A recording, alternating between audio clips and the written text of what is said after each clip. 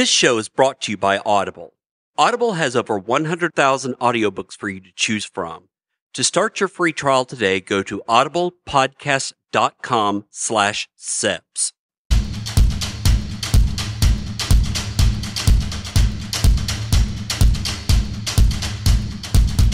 Hey everyone, and welcome to the SEPS Paranormal Podcast. My name is Paul Cagle, and joining me on the show today is again my lovely co-host, Gaz Davies. I'm lovely. You are lovely. Welcome to the show, Gaz. How are you doing? Thank you. I'm good. You? I'm doing pretty well. Thankfully, with all this, all this rain that we're having over here, and it's supposed to be snow tomorrow, so we'll see how that goes. We've got the snow. Yeah, you guys have snow right now, so it's visiting us tomorrow. So that'll be great. Can I infect you in a yellow snow cone? I do not want a yellow snow cone, but thank you very much for asking, Gaz. By the way, this will be Gaz's last show. He will be removed shortly after we record, and I'll replace him with a robot. Which, never mind. Today's topic is paranormal movies that have influenced the field in some way. And I think that starting this out, we need to take a step back and look at all the older movies that were back in the day, like Rosemary's Baby and Exorcist and The Omen, because while these movies aren't exactly paranormal the way we think of them, like ghost hunting stuff, they're still outside of the normal. And I think that this started a lot of the fear-based stuff that later turned into the shows that we have now. I mean, what do you think about that, Gaz? I don't know. I kind of think everyone was scared as a kid because of horror movies. Right. I think it's probably just something that stays with you. Like you watch one film, no matter what it is.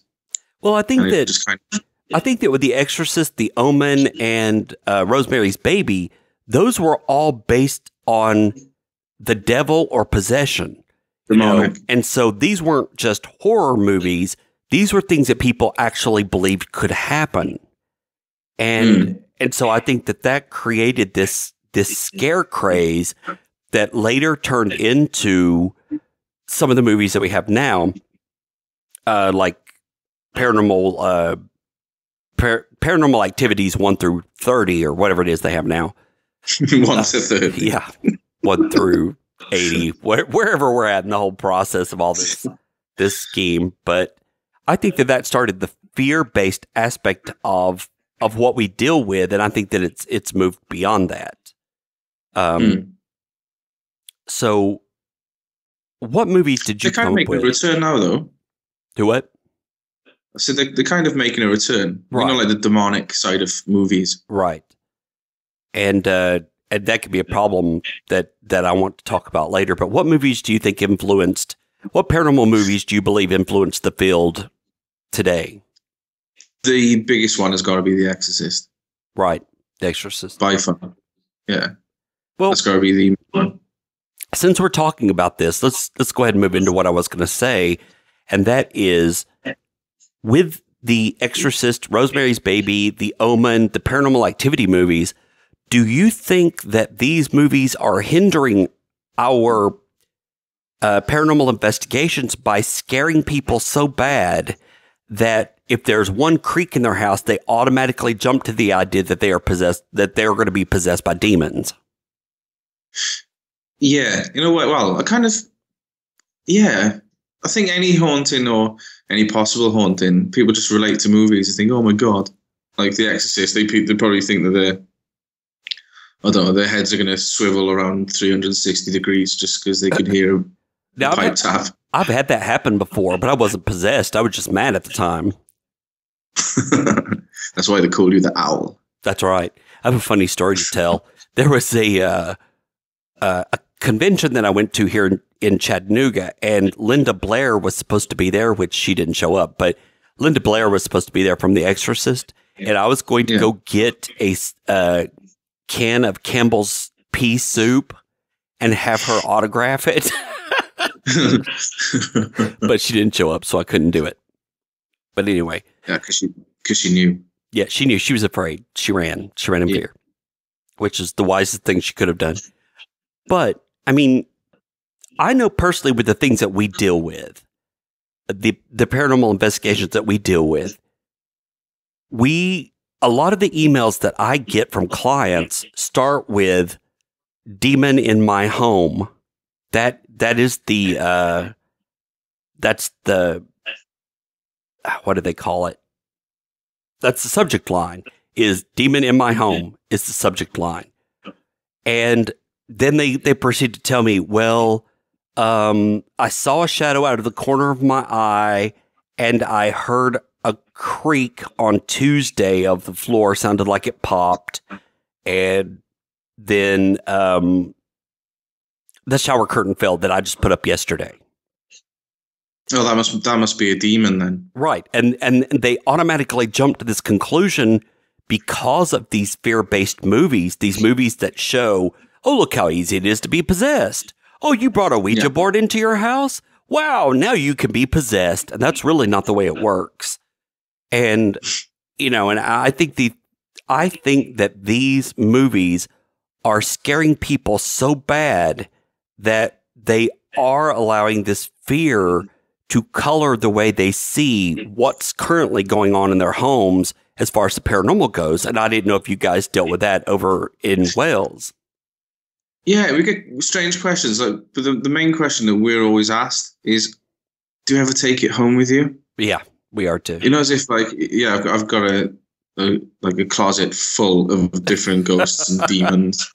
And if you start shouting, like, my toaster's going to start bouncing around, and it's just, I don't know. People kind of think if there's a ghost or anything like that, it's just going to stay with you and it's going to follow you and it's going to be really, really evil. And I don't know, but I think a lot of it goes into religion as well, though, because if you're really religious and you think you've possibly got a haunting, they're just like, oh, it's a demon.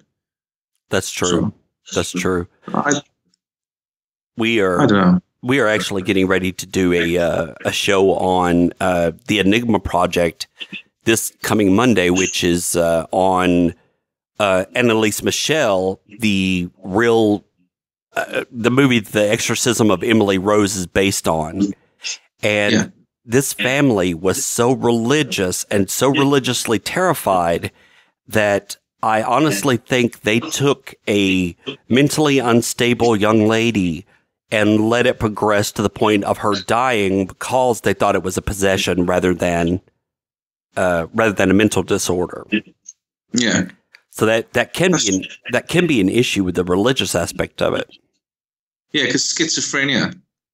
Right. Like if really, really religious like family and someone's got schizophrenia and they start talking to someone that's not there and they start acting like someone else, then I don't know, if you looked at a movie that's been on in the past, they're going to go, oh my God, that's just like, right, whatever. And then it's going to screw people's heads up even more. Yeah. So I think that some of these movies that are out, while entertaining and while we enjoy them and we love being scared and that kind of thing, I think that these movies add a negative aspect to what we do in the paranormal because, one, uber religious people jump to the idea that they are possessed, and then even religious people and normal society jumps to the conclusion of, oh my God, I'm dealing with a demon. What do I need to do?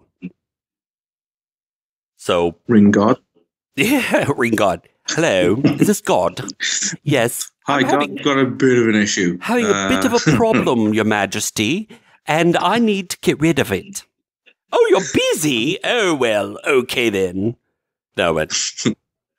Oh, bugger. Oh, bugger.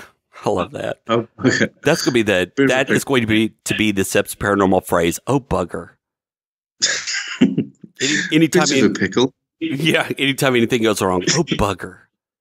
But what other movies do you think have added to the paranormal field today? I don't know. I think the most recent ones are got to be like the Paranormal Activity, right? Because like people relate to that in every way that they can, right? It's like I think the last one they used the Xbox Connect. Oh my God! I haven't seen it yet. So. Yeah, I haven't actually seen it, but I've been told that they're using like an infrared camera and looked at an Xbox Connect, which sends out like thousands of like infrared spots, and then they saw whatever it was in the spots. Oh, nice. So like people are talking about, I've got an Xbox Connect, and do you think it's gonna show me demons and evil things? And I'm like, just shut up. Well, no. If you stop and think about that, if it puts out an IR field like that so that it can detect every movement of your body, that might actually help ghost hunters on investigations, where just set up one, shine the IR into a room and see if anything comes between it and makes your character move on the screen. That'd be fun. Yeah, but that's just really awkward though, because if you put an Xbox Connect out and then you've got a ghost that starts playing Just Dance. Yeah, it's sort of Dance Dance Revolution.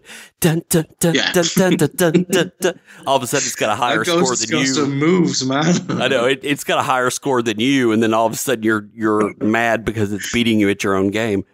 But I hate you. But that's a good point. Of now you have seen a fictional movie take a real life application, which might or might not work. I'm not sure. I would have to test it. But they've taken a real life application and used it in a fictional movie. So I find that fascinating. That could add to this field as well. Well, yeah, because everyone has got an Xbox Connect. I probably think that they see things that they don't want to see now. Yeah, really. Everybody's going to hide theirs. They're going to put it in the closet and never turn it on again. Yeah. But I think... cut that. Yeah.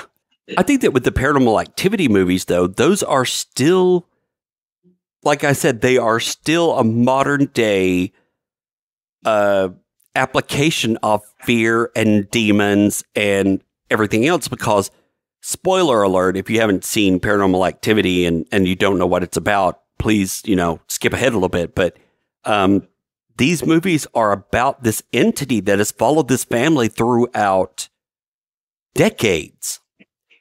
And so now people are wondering, oh my God, has this followed me since I was a child?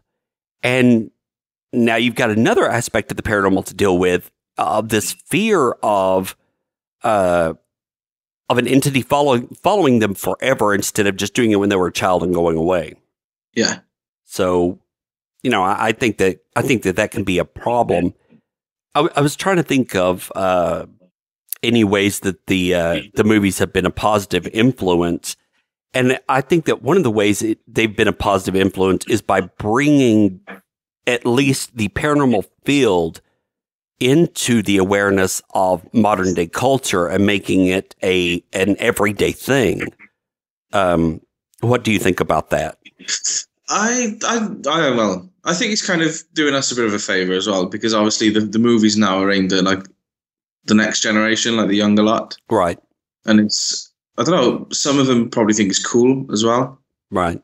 So like when we kind of mention what we do and who we are, then I don't know, it's not as big an issue with what we do. Right. They have some like, sort. Some people take to it a lot easier, like thinking, "Oh, that's kind of cool." Do you see things like Paranormal Activity and they deal with that kind of thing? Yeah, they have a frame of reference. Yeah, that's it. That's right. Where it's like Ghost Hunters on TV. Right. Do you know what I mean? People watch that and then they've got that image in their head. And when we kind of say what we do, they're like, "Oh, cool. That's just like," and then it's a reference again to to something else. In that aspect, I think it's kind of cool.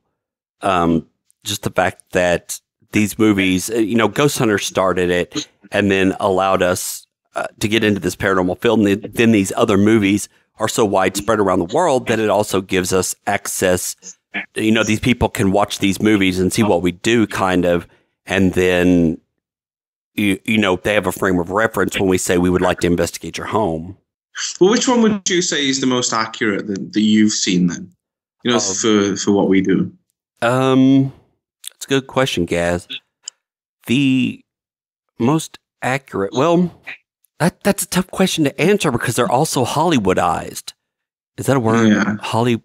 Yeah, I don't know. Yeah, that's your new word. Well, they're so Hollyweirded,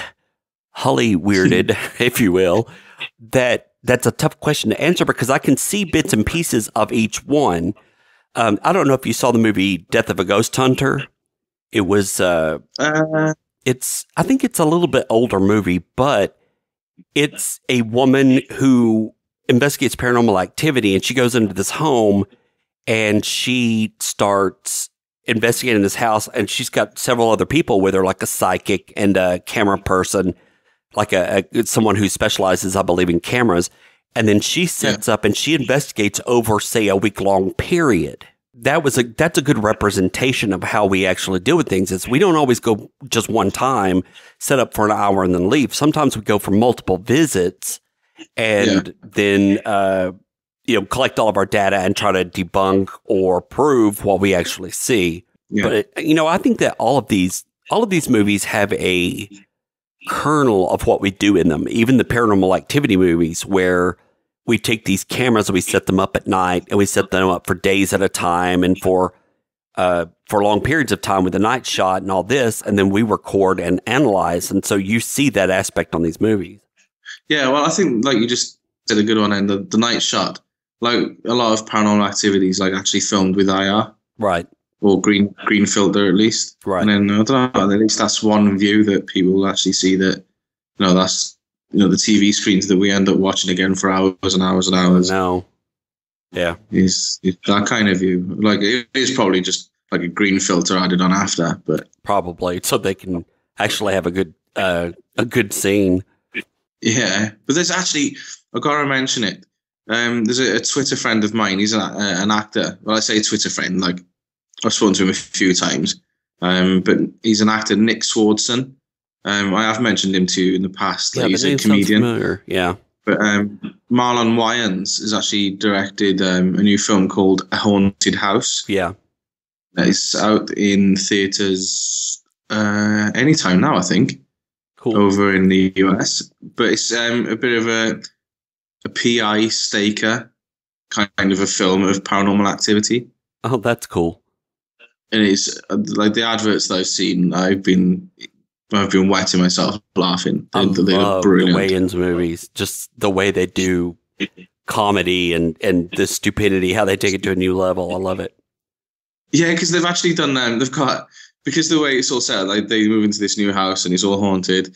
They've got Nick Swardson plays like a medium or a psychic, right? And he's like, I think he's gay. He's like a gay psychic. Yeah. And he goes into this house and he's like, so how desperate are you to get rid of this ghost? And he's like, I'm really, really desperate. And the next scene, then, like the guy is dressed in a gimp suit. Oh my so it's God. like he just completely wipes it, and it's just such a funny advert that I've seen. Wow. And you've got a guy then. I think the last film I've seen him in, he was in Anchorman, like the sports reporter in Anchorman. Yeah. But he's like, he goes to the house like Zach Baggins does on Ghost Adventures. Like he walks up the driveway saying, tonight we're here because of there's this house is really haunted. And he takes his side of it, and then they get a priest to go in there. And it's basically covering all the different films that are supposed to be scary. That's hilarious. And then they kind of put a funny twist on it. And I think, like, if you're not into like scary films, at least go and watch A Haunted House. That's funny. And, so is that your answer to the question that you asked me? What movie do you think is most accurate? Yeah. A Wayans movie of all things? Gimp suits and everything, and he's so mad. That's hilarious. But what? All right, then, because that was a funny one. What's the most scary film that you've actually watched that's kind of freaked you out? As far as paranormal movie, well, this is again a tough question to ask because as far as paranormal movies go, it wasn't ghost related, but The Fourth Kind, where people were getting abducted and they were being taken away. That's one of the scariest movies I ever watched, and it is paranormal, but it's not ghost related. As far as scary ghost movies go, I guess, and this is one from way back. It was called The Entity, and it's supposed to be a true story where this woman's being chased by this ghost and it's molesting her at night, and they recreate her house on a set or on a scientific studio where they can analyze her. And it actually shows the ghost molesting her. So, no way. Yeah, I think that's one of the scariest movies that's out there, just because it's allegedly real, and they recorded all this on they have the data of it. So, what about you? What do you think is the most scary movie out there? I don't know. To be honest, I kind of avoid them now because, like, when I was younger, I watched them and they really creep me out. But then, like, the older I've gotten and I've gotten into this kind of field of work, I kind of can't take them seriously now. Right. I don't know if that sounds like, I don't want it to sound wrong to people listening. And, you know, I'm no superhero and, you know, I do get scared, but then I always look at the plausible side now. Right. So if I'm watching like a horror film, I'm thinking, well, no, that wouldn't happen, or that can't happen, or oh, that's so Hollywood. Do you know what I mean? I'm just thinking like I can't take that part seriously. Yeah. But when I was younger, he was definitely The Exorcist when I was younger. Oh, yeah, I didn't see The Exorcist until much later, and I saw The Exorcist when I finally saw it. I was living alone in a haunted apartment, and I watched it one night by myself and laid down and went straight to sleep. It didn't really bother me all that much. But at the time that I saw it, I guess it was in the 90s, so the 70s movie was very dated, and it was kind of hard to take seriously. But yeah, because I remember like people, when I was in school, I remember people saying, oh, did you see the original one? I like, remember that. But then I actually got a copy of the original one. Yeah. And that kind of freaked me out when I was in my teens, when I was a teenager. Yeah. Like it did actually really creep me out. Yeah, it's a scary movie. Yeah, but that's it. But it's like, obviously, the older I've got and gone into this field of work, then I wouldn't take it seriously now because I would actually say, right, let me go there with our equipment. Exactly. Let me debunk this. See if it's true. Let me prove this is not real. All right. Yeah. We are going to take a short break and play our trivia question. And when we get back, we will continue with the topic of what movies have, or paranormal movies have influenced the paranormal field. Hey everybody, Amber here with the SEPS Paranormal Trivia question. Can you name the official most scary paranormal film that was banned twice before its release? Was it A, Rosemary's Baby, B, The Amityville Horror, C, The Exorcist, or D, The Omen? Keep listening and we will have the answer at the end of the show. Thanks, Amber. That is a great question. And Amber is actually one of your investigators, isn't she? She is, yeah. She's literally just started.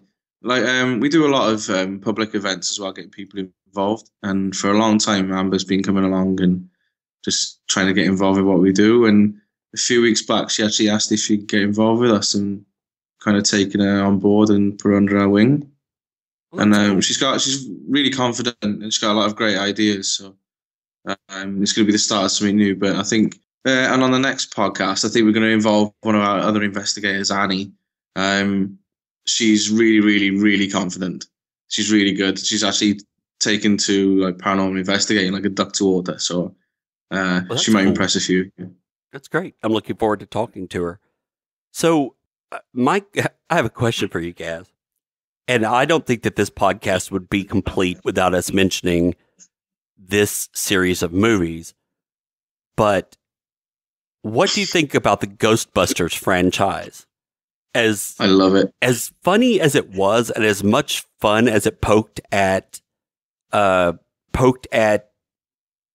people, I think that Ghostbusters as a whole opened people's eyes to the fact that this data is measurable and this data is collectible and can be measured and shown that there's a positive haunting. What do you think about that? Yeah. I'll be honest. I will be completely honest. When I was little, Ghostbusters scared me. Did it really? Because, like, see, I was a little kid. Yeah. But I remember, like, is it the library at the beginning of the first one with that woman that's downstairs?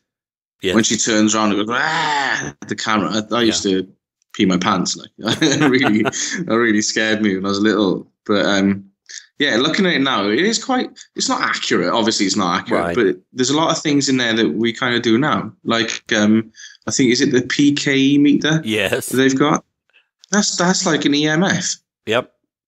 It is. You know what I mean? Because they kind of go around and he says, oh, there's something over this way. But we would do the same. Like, we would follow the trace of, like, a high EMF reading.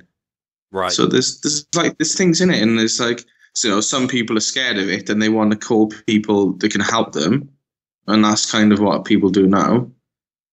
Right. So I don't know. I think it's a kind of good franchise, and the fact that it's really funny and fun to watch as well. Yeah. You know, they did brilliant with that, and you know, everybody knows Ghostbusters. Right. And I think that, you know, it was meant to be a funny movie but it has a lot of the paranormal elements of what we do in it. And I think I know for me, that was one of the first movies I ever saw that said, hey, you know, people can do this. People can hunt for ghosts. Although, you know, we can't really get rid of them the way they do.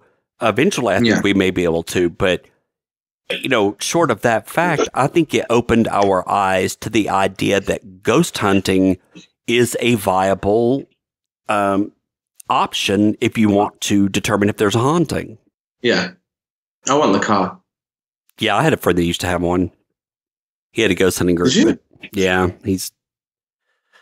anyway, I won't talk about that right now. He's a loser. Anyway. What was it? Ecto 1? Ecto 1, yeah. That's cool. I'm gonna paint my car white and put loads of junk on the roof. I'd call it Ecto 2. Ecto Poo. Ecto Poo, yeah, that would be my car. But yeah, I mean, as much as Ghostbusters was a comedy, I think it also opened our eyes to the fact that this could be a legitimate thing. Yeah. I think there's a lot of the stuff that they used in it. Like, obviously, I just mentioned the PKE meter, but they always looked at different methods. You know, like if you would notice, I think was it Dr. Venkman or Peter Venkman? Right.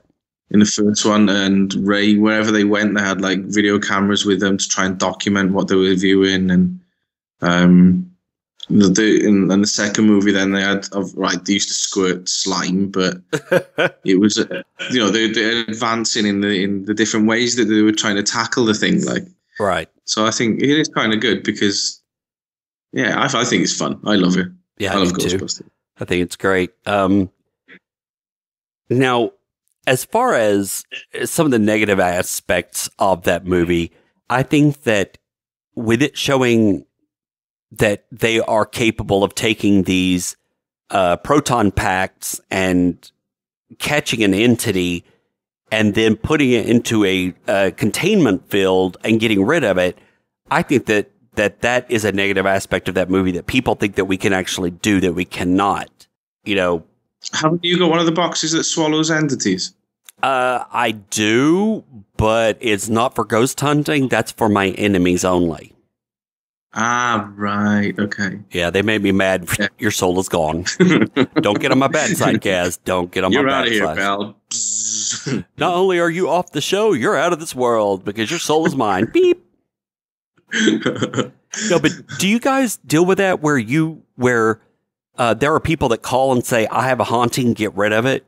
Yeah, well, we always get asked if we can help get rid of it, but because we always say, look, you know, we're scientific, so we can advise and just say, well, you know, what people have done in the past, like getting like clergymen in to like bless the house and try and clear it, and you know, try and burn a bit of sage because we've been told that helps clear spirits and things. And I don't know, because we're scientific, we can't really get rid of what we can't find if we can't find it. Well, even if you find it, it's kind of hard to get rid of it. I mean, for us, because that's not what we deal with. And I've had people actually get mad at me. I've had people call me on the phone and say, I don't want you in my house, but how do I get rid of this entity? I'm like, call your clergy. No, how do I get rid of it? Call your local. No, but how do I get rid of it? And I'm like, put it in your pocket. Listen to me. We don't do that. All I can do is advise you on the things that I've heard that works.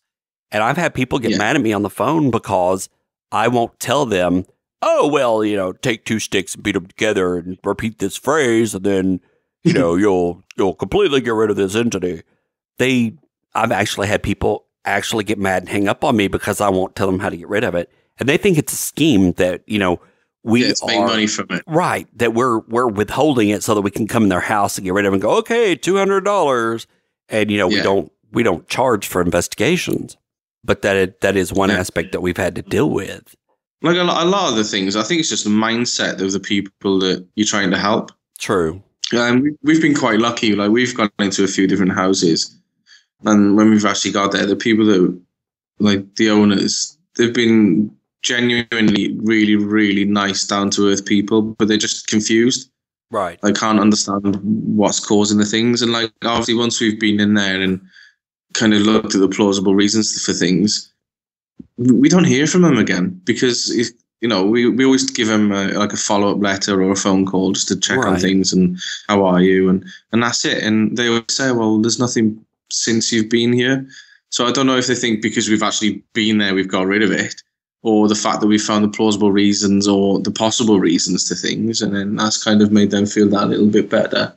Oh, that's good. What do you think is the worst paranormal movie out there that has kind of impacted the field? I don't know. I'm kind of contradicting it a bit. Ghostbusters. Again, like, as much as I love Ghostbusters, you mentioned like ghost hunting and people, oh, you're a Ghostbuster. Like, right. No, I'm not. But, as funny as much as I love the film, it has got a bit of a bad tag on it, because people think that, because you're paranormal investigators, you're Ghostbusters. Right. No. There was a movie that I saw recently, and I think it's been out for a while, Grave Encounters. Have you seen that? I haven't, no. Okay. It is basically a movie that kind of pokes fun at Zach Bagans and his group, and just kind of, I guess, really the ghost hunters in general. But these people go into this, I guess it's a haunted asylum, and they do the whole lock-in where they're locked in overnight, and they set up all the cameras, and they're trying to get proof and all this. But they show one scene, and I think this is detrimental to our what we do. They show one scene where, the first scene is they're walking through and doing the walkthrough, and the guy says, "You see this tub right here?" And there's a tub sitting in the middle of the floor, and they were like, "Yes."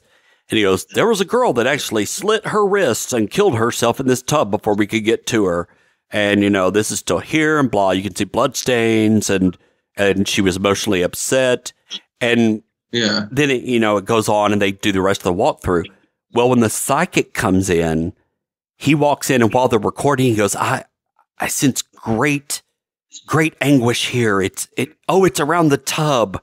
It's centered around someone killed themselves in this tub.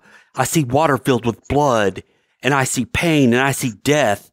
And they go cut, and he goes, "I'm glad you told me all that before we started filming." So that aspect of it makes it look like, with the psychics that go on these investigations, this information is set up ahead of time, and that's how they know the information that they know. Yeah. And I think that... so make it look more fraudulent then as well. Right. And, I'm not saying it doesn't happen, and I'm not saying it's not possible. I'm just saying, with a movie like this that's poking at a very specific group, I think that gives other people out there the hint of, oh, well, I've suspected this all along. This just proves they fake it, when it's a movie. Yeah. So I think that, that's right. Aspects like that are negative to the ghost thing, because they are paranormal investigators, and it's kind of one of those found footage movies. And there's a part 2 that I haven't seen yet, but it's like one of those found footage movies where they are recording a show called Grave Encounters, and they go into this asylum, and it's like their third place that they go, and it starts out with the producer of the show saying, "This is real. This actually happened. We don't know where these people are now." And basically, spoiler alert for those of you who haven't seen it yet or haven't finished the movie or whatever, you may want to move ahead a little bit, but basically they get trapped in the spirit world somehow. Right. And that's another thing that I think is a negative aspect of these shows, is it's showing that you can get trapped, and you can be hurt, and you can be, caught in these kind of negative things, and it's not going to happen. What do you think about this? Well, the way that you've just said, like, they're trapped in a spirit world. Who's got the proof that there's a spirit world? Right. And why would they put it in a film? Because it's giving it the wrong image then, like you said. It's just, that's not right. Right. But I don't know, it's Hollywood. It's like you said, isn't it? Like, if it gets ratings and you get people to view it, then... I mean, I'm all for... Probably not bothered. I'm all for people taking these artistic liberties with what we do in making a movie out of it. That's great. It was an okay movie, but I think these people who are gullible and will believe anything, it tells them that this can happen to them and this will happen to us. And I think I think people need to be more questioning and more open and think their way through things instead of just assuming that this is the way it is. Yeah, I agree. All right, there's a lot of films out there, but what about TV shows? Do you think there's any TV shows that's like I can name one, and I think everybody would just guess exactly what I'm on about. Like the one from the UK, right? That kind of covers what we do. Yeah, and we talked a little bit about it last time, where if you're here, move the table, and then go running. That's it. It's the wrong. Like people get that image in their head, and they kind of think, oh well, you're like them, but no, we're not. Right, and because I think it also shows that people should be afraid of the paranormal, and if something happens, you should run and scream, and people get used to seeing that, and they think that's a normal reaction when it's not. Yeah, I mean, I think I'm really actually right. I have been quiet on this podcast, but I think it's a really good subject because it's actually making you think. It really makes you think about your answers because it's really good. Yeah, I'm glad we did this topic. Really glad we did this topic. Yeah, me too. As far as TV shows go, Ghost Hunters kind of started the whole paranormal investigation idea. You know, the idea that you can't investigate these places and get this data without running and screaming and being scared. But I know that some of these shows are not taken seriously because of either who's on it. I know with Zach Bagans, they call him Scooby Douche. And, you know, Zach has his own issues with he's got this whole dark thing he does. He's got his own dungeon and, you know, so I think that his personality aspects of it can add negative connotations to his show that carry over into the paranormal field. Like with these TV shows, I remember that there used to be one, I think you used to get in over in America because it was an American show. It was Unsolved Mysteries. Yes. And they used to they used to give like their ghost stories and their events of what happened, and they kind of used to like reconstruct it. Right. And there was one that I'll never forget, and it was something to do with the monks and the monasteries over in England. And I think the story was sent to them, and there's something to do with that's really hard to remember. There was something to do with people seeing somebody walking by a main road as if they're going to get hit by a car. Yeah. So they sent a police car out to try and find who it was. And the police car ended up going towards this monastery because this is where they'd seen this person walking from. And they just parked up, checking it all over. And it all looked locked up and all quiet and dark and no lights on. And the one policeman was sitting in the car on his own, and he kind of reported back, "Oh, everything's fine. You know, I can't see anybody around." And the next minute, they kind of have the monk's body literally standing at the side of the policeman in his window, in his driver's side window. That's creepy. And it just kind of, you know, when you watch it, you kind of panic and you're like, "Oh my God!" Because I was young as well. I was like, I was like really scared. Yeah. You pee a little. I'll never forget that. And, you know, that's kind of come with me now because, like, when we do investigations, I always think, I wonder, imagine if I look at that window in a minute and there's someone standing in the window looking at me. That to me is really creepy. If there's a hole in the wall or if there's a window you can look out of, it is so difficult for me to make myself look through it that it's unreal. I know there was when we went to the South Pittsburgh Hospital, in one of the rooms where this guy got jerked in there and had the crap beat out of him by this entity, there's a hole that's probably about 2 feet wide, and it's just where they cut it open to take out the copper wire, and it shows straight in through to another room, and it took everything in me to walk up to that hole and look through to the other side, because I just knew something was going to be looking back at me, and it was going to freak me out. Yeah. But that is... Well, we did 2 weeks ago. We actually did the Brangwyn Hall that's in Swansea, and I don't know. You can Google it if you get the chance. The Brangwyn Hall, but it's obviously it's just like a big manor hall. But then part of it is there's like county courts where they sentence people to jail time, and they've got prison cells underneath in the basements.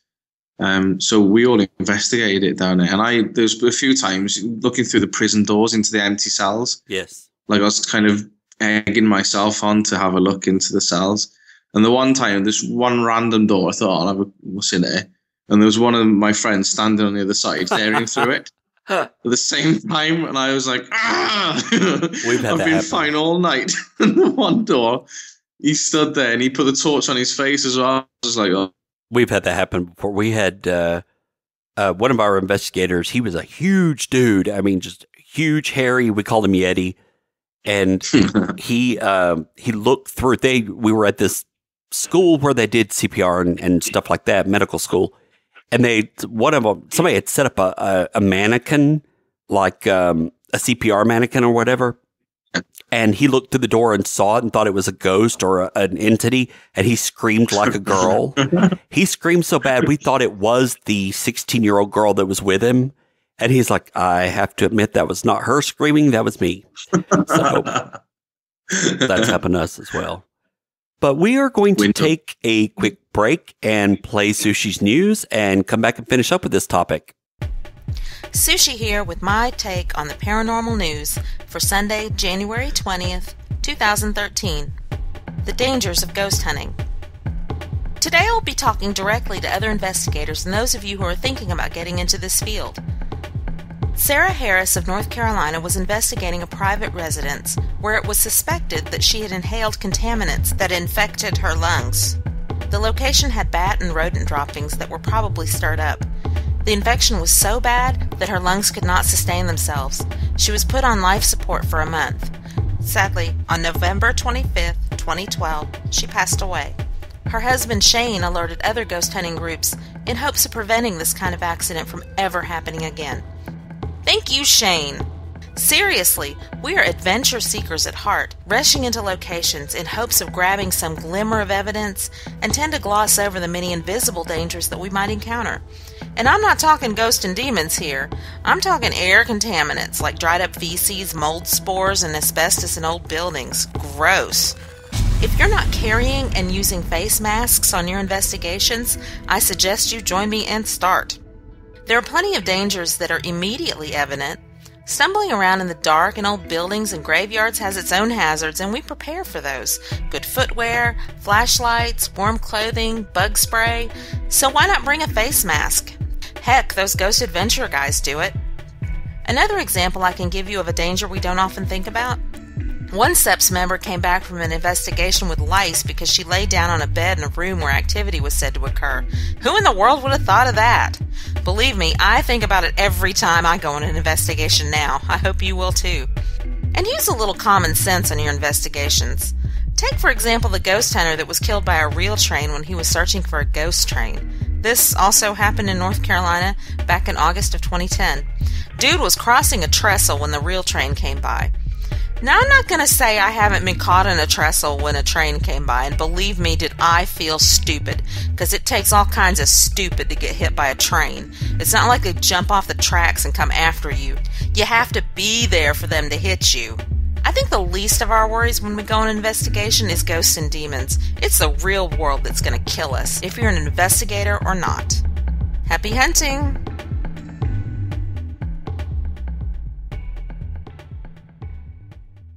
Wow, that's very tragic, you know. That's bad. And it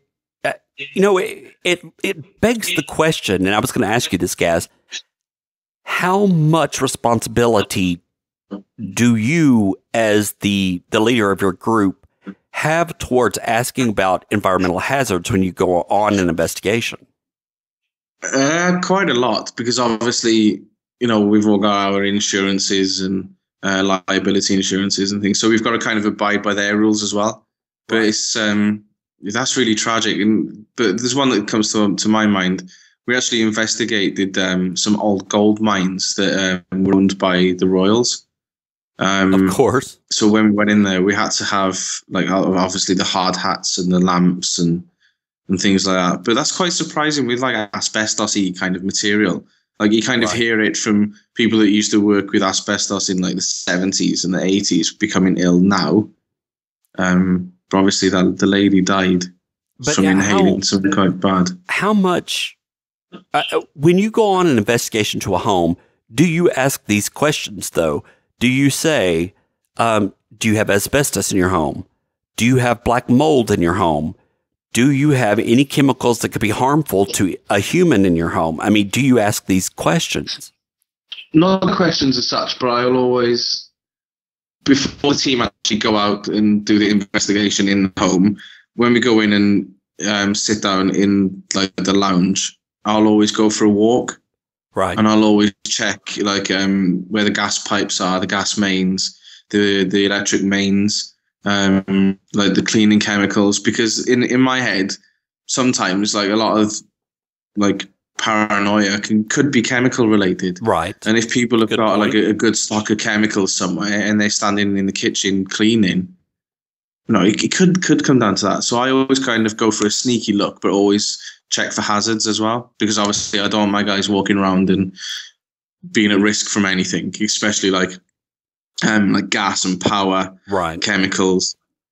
But you don't always think so. The laws over here with asbestos now, we shouldn't really have to ask, because asbestos should be removed from all areas now. Right. Because the laws that have actually come in. That's the way it is over here too, but it's quite strict over here. Like I've got, there's a friend of mine, Martin. He's nothing to do with the paranormal field, but he removes asbestos. Like that's his job, and he's always got all the chemical suits and the masks and the gloves, and he knows now it's mainly industrial areas that are just getting rid of the last of the asbestos. Right. Like there's none really in homes anymore, because they've all been removed by government, and like the government over here are quite switched on, so they kind of get rid of it. So it's not really a question you would have to ask. Right. Well, I mean, asbestos, it's not supposed to be around here either, but in some of the older derelict buildings that haven't been torn down, it could be an issue if you were in there, Oh yeah, if he was in like an old building, like I'll always go on, no matter what we do, like I'll always go and do a risk assessment first. Right. Like I hardly ever use it, but I've got hard hats and I've got masks, gloves, just so we kind of know the areas that we're going in first. Because obviously, because of my liability insurance, I've got to carry out risk assessments. Well, I don't think the hard hat, the gloves, and the masks are for the ghost hunting group. That's all I'm gonna say. Shut up, Paul. You're giving it away now. Shut up. All right, let's go ahead and play our trivia answer, and then we'll wrap up the show. Hey, it's Amber with the answer to the SEPS paranormal trivia question. Can you name the official most scary paranormal film that was banned twice before its release? The answer was C, The Exorcist. According to Listverse.com, The Exorcist was released in 1973 and has been described by some as the scariest horror movie of all time. The Exorcist was banned in many individual towns and over a dozen countries for being horrifyingly scary, and in some cases for religious reasons. The film affected many audiences so strongly that at many theatres paramedics were called to treat people who fainted, and others who went into hysterics. In the UK, The Exorcist wasn't available until 1990, and various religious groups worldwide have accused the movie of being the work of the devil himself. We will be back next time with another trivia question, and thanks for listening to the SEPS Paranormal podcast. Thanks, Amber. That was great. All right. Well, I think that's going to wrap it up for this episode of the SEPS Paranormal podcast. I want to remind everyone to go out and visit our website. You can visit our site at www.sepsparanormal.org. You can also visit the blog at www.sepsparanormal.com, and you can visit Gaz's site, which is going through a remodel right now, at www.proof-uk.com. And if you want to visit our Facebook site, it is www.facebook.com/SEPSC, SEPSC. And Gaz, why don't you tell what yours is? Yeah, ours is exactly the same, like facebook.com/proofuk. and that'll take you straight to our fan page. And if you want to get a hold of our personal profiles as well, if you just search Gaz Proof, and that's where I'll be. And I wanted to let everyone know that next podcast topic is going to be about the media-ready companies such as Proof Paranormal in the UK with Gaz, and what that represents and what it means, and if we have anything like that over here. Sure thing. And if anyone's got any questions that you'd actually like to ask, then please feel free to send them into any of the addresses that we've just mentioned and the Facebook pages. And Paul, if you've got an email address that you want to mention. Yes, they can send them to paul@sepsparanormal.org. And that'd be great. So please make sure that you do that, because I think that'd be cool. Yes, it would be. All right, that's going to wrap it up for this episode. We will see you guys in 2 weeks, and everyone have a good evening. Take care, guys. Bye, everybody. All music played on this show is by Kevin MacLeod and is used under a Creative Commons by Attribution 3.0 license. You can find Kevin's work at www.incompetech.com.